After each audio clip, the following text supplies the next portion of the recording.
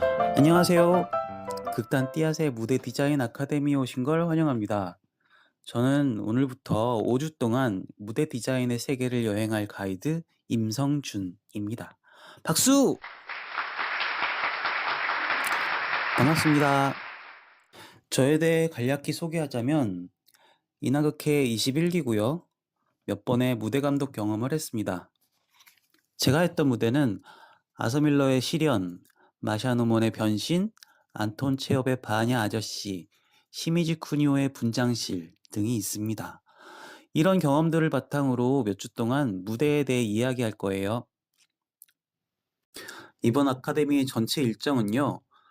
1주차엔 무대 디자인이란 무엇인가에 대해 생각해보고 2주차에는 희곡 장면을 시각화하는 법, 3주차엔 프리젠테이션을 위한 방법들에 대해 알아볼 거고요. 4주차는 조명에 대한 얘기를 해보려 해요. 그리고 마지막 5주차엔 여러분의 무대 디자인을 발표하게 됩니다. 시작하기 전에 말씀드리고 싶은 건 가벼운 마음으로 따라오시면 좋겠다는 겁니다. 저도 아주 야트막하게 진행해 볼게요. 그림? 못 그려도 돼요. 도면? 몰라도 돼요. 느낌이 중요합니다. 느낌. 자, 이제 시작해 볼까요?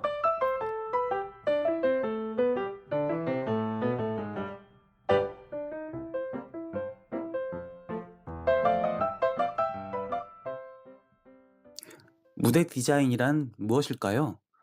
그거 뭐 인테리어인가? 하는 사람도 있겠지만 한마디로 이야기를 눈으로 보이게 만드는 작업입니다. 어디에? 무대에.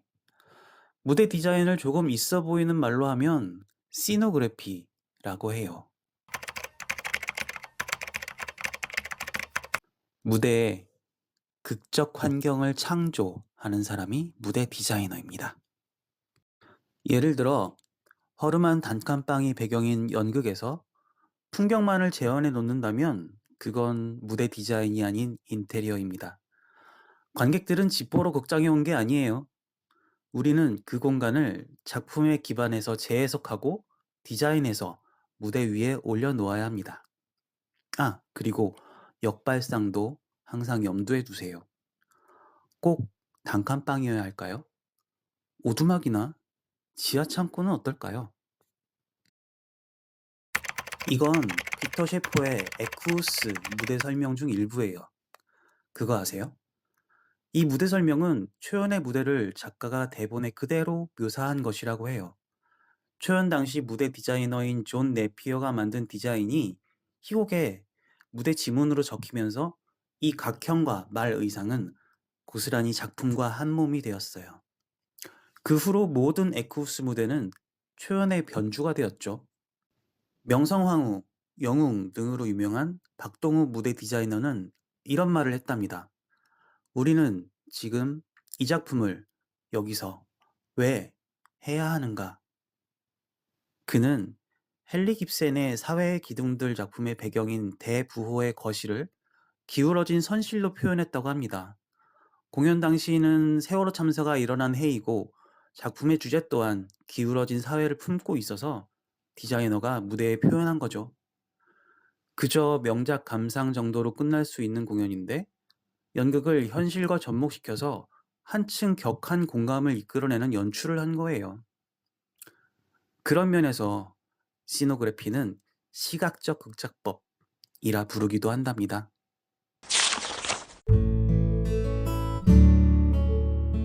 혹시 연극 보러 가서 어머, 저건 프로시니엄 무대잖아 라고 말해본 적 있으신가요? 무대 구조를 객석의 배치에 따라 구분하면 프로시니엄 무대, 돌출 무대, 원형 무대, 블랙박스 무대 등으로 나눌 수 있습니다. 이것들을 모두 설명하자면 무지 지루하고 길어질 테니 궁금한 분들은 아래 링크를 따라가서 읽어보시길 바래요. 라고 말하면 서운할 테니 프로시니엄 무대만 간략히 설명할게요. 프로시니엄 아치로 객석과 무대를 구분한 거지 프로시니엄 극장이에요. 관객들은 무대의 정면만 바라볼 수 있어서 의도된 장면 연출만을 관람할 수 있습니다.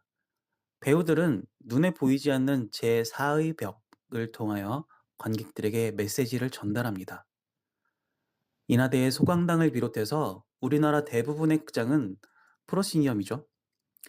우리에게 비교적 익숙하고 친숙한 무대 구조예요.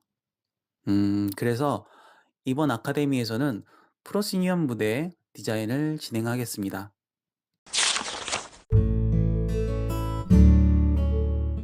연극 작업에 있어서 가장 중요한 단계가 작품 분석이라 생각해요. 무대 디자이너로서의 작품 분석은 이렇게 정리할 수 있어요. 특히 공간과 시간에 초점을 맞춰야 해요. 예를 들어 작품 배경이 19세기의 러시아라면 그에 따른 고증과 자료 수집을 해야겠죠.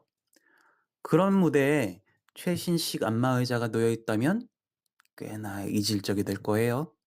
그러니까 항상 분석을 철저히 하시고 반드시 작품 분석이 된 후에 디자인을 하시기 바랍니다.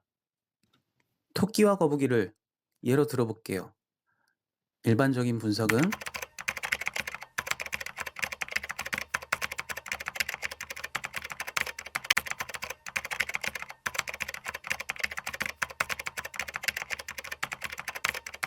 대략 이런 식으로 초안을 낼 수도 있겠죠. 아이들에게 교훈을 주기에 더할 나위 없네요.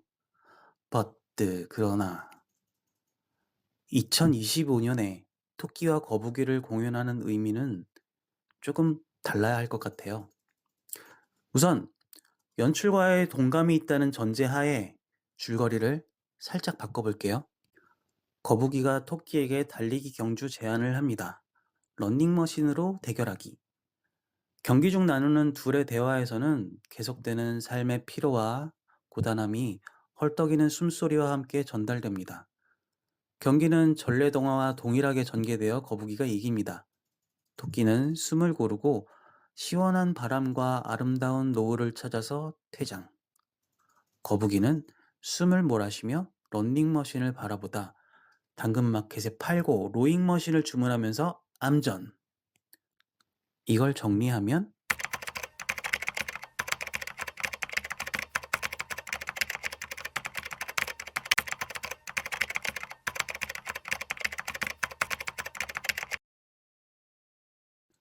다시 한번 말하지만 이렇게 큰 변경은 연출과 긴밀한 논의가 있어야 해요.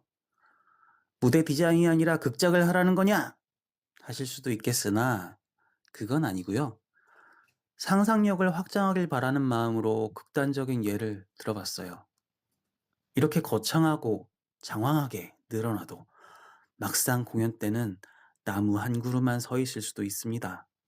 하지만 그 나무는 이런 의도를 모두 담은 나무일 거예요.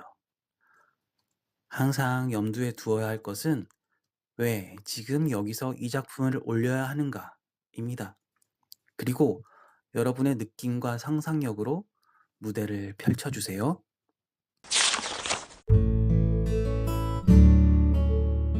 자, 이제 실습입니다. 다음 주까지 직접 해보시길 바래요. 이야기를 고르고 키워드를 써보고 간단히 스케치도 해보세요. 작품을 선택할 때는 전래동화나 이솝우화처럼 간단한 구조와 주제의 작품이 좋겠어요. 표현이 다양해질 수 있고 변화를 주기도 쉬운 작품으로 골라주세요. 한 번 이상의 장면 전환이 있으면 더 좋습니다. 물론 평소 해보고 싶었던 작품을 골라도 괜찮아요. 여기서 중요한 건 완성도가 아니라 상상력의 근력 키우기입니다. 그림 못 그려도 오케이. 글로 써도 오케이. 사진 잘라 붙여도 오케이. 이렇게 해서 첫 번째 영상을 마치겠습니다. 오늘은 무대 디자인의 의미와 무대 구조의 종류, 작품 분석에 대해서 알아봤어요. 다음 주에는 무대의 시각화에 대해 얘기할게요. 다음 주에 만나요.